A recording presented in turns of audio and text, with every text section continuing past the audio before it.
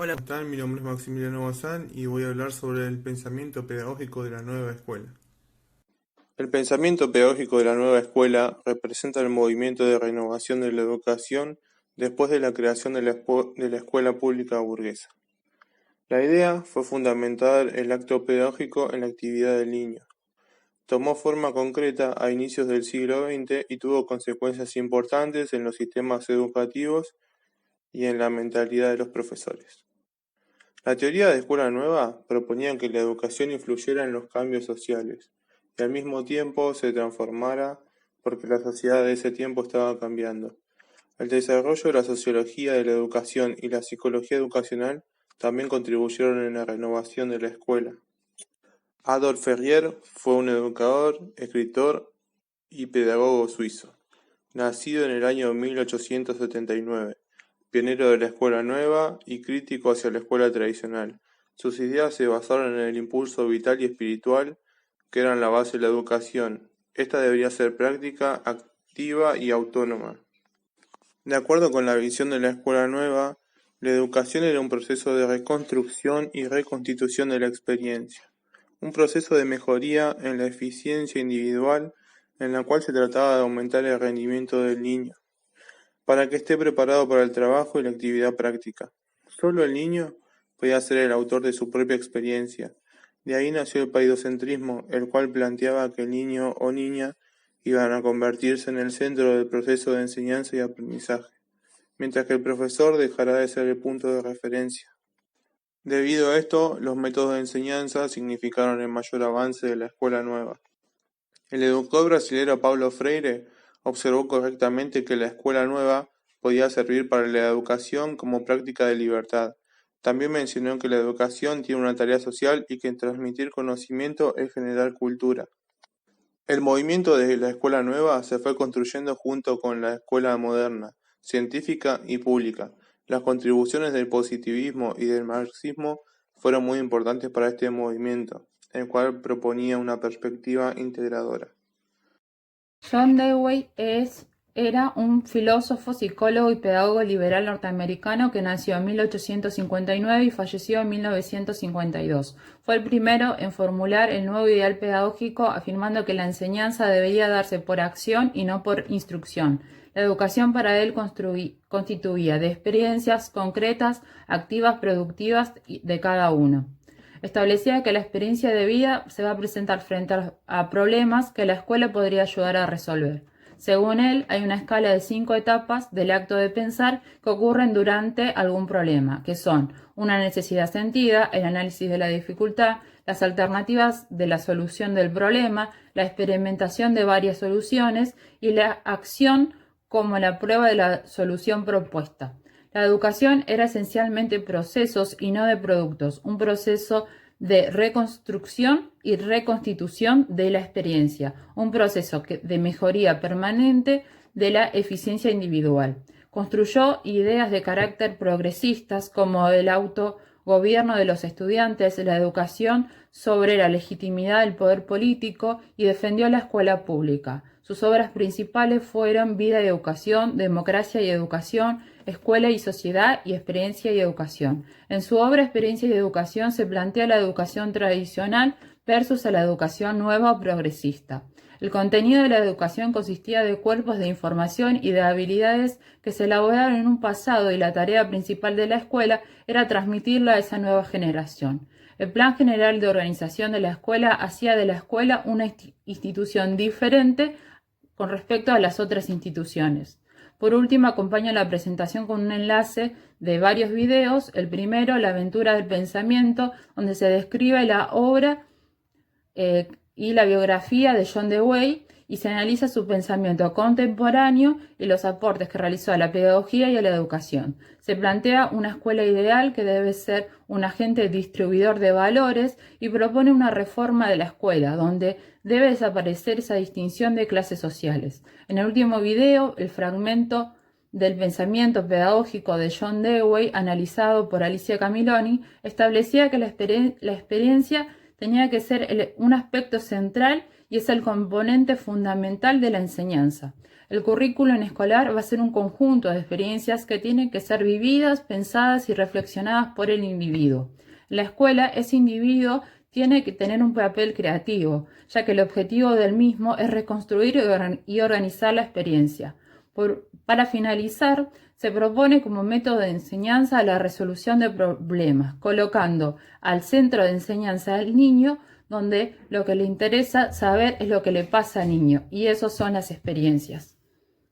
Uno de los principales pedagogos progresistas del periodo histórico es María Montessori. María Montessori fue educadora, científica, médica, psiquiatra, filósofa, psicóloga, devota católica, feminista y humanista italiana. Fue la primera mujer médica y educadora italiana. Entre 1898 y 1900 trabajó con niños considerados perturbados mentalmente. Se dio cuenta de que estos niños tenían potencialidades que, aunque estaban disminuidas, podían ser desarrolladas y que eran dignos de una vida mejor. En su propuesta educativa, Montessori dice que la educación se basa en un triángulo: ambiente, amor y relación niño-ambiente. Su método se caracteriza por proveer un ambiente preparado, ordenado, estético, simple y real, donde cada elemento tenga su razón de ser en el desarrollo de los niños.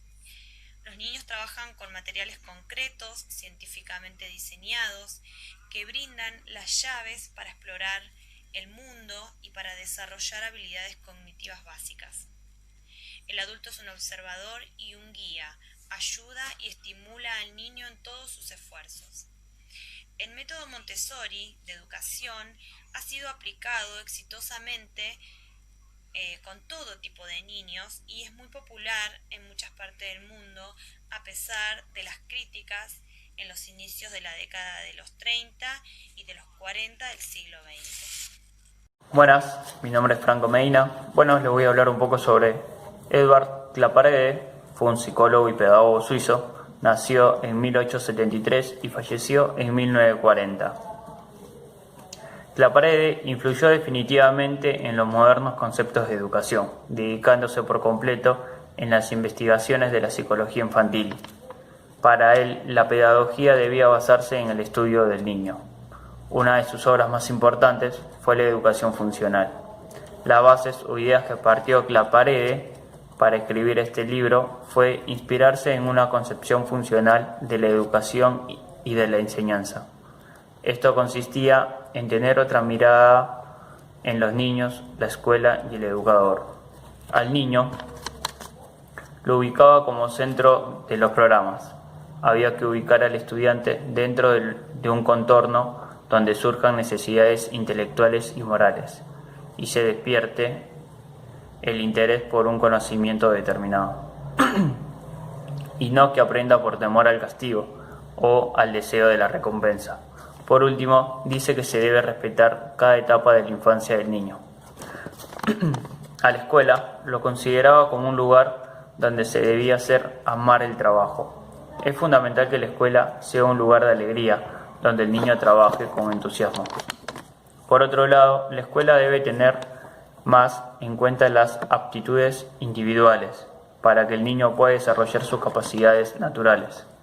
La escuela se tiene que acercar más a la idea de la escuela a la medida. Y también debe ser activa, es decir, tiene que ser motivadora, práctica, participativa, debe movilizar la actividad del niño. Por último, sobre el educador, opina que debe ser un estimulador de interés, despertando necesidades intelectuales y morales de los alumnos.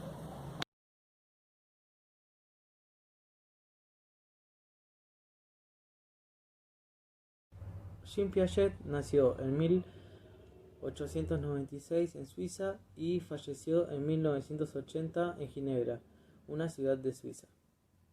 Era un psicólogo suizo que ganó renombre mundial por sus estudios de los procesos de pensamiento de los niños. Piaget sostenía que el niño pasa por 3 periodos de desarrollo mental. El primer periodo es el periodo preparatorio, que va desde los 2 a 7 años, en el cual el niño desarrolla habilidades como el lenguaje. Luego está el segundo periodo, que va desde los 7 a 11 años, en el cual el niño empieza a pensar lógicamente. El tercer periodo es el periodo de operaciones, en el cual el niño empieza a luchar contra las abstracciones y a pensar el futuro.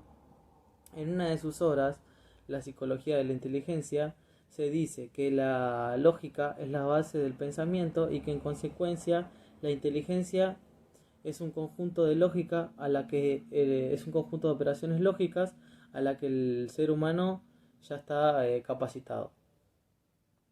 Piaget critica la escuela tradicional, sosteniendo a que el sistema de educación solamente se basa en dar conocimientos tradicionales y no en formar a personas críticas. En cuanto a los métodos activos,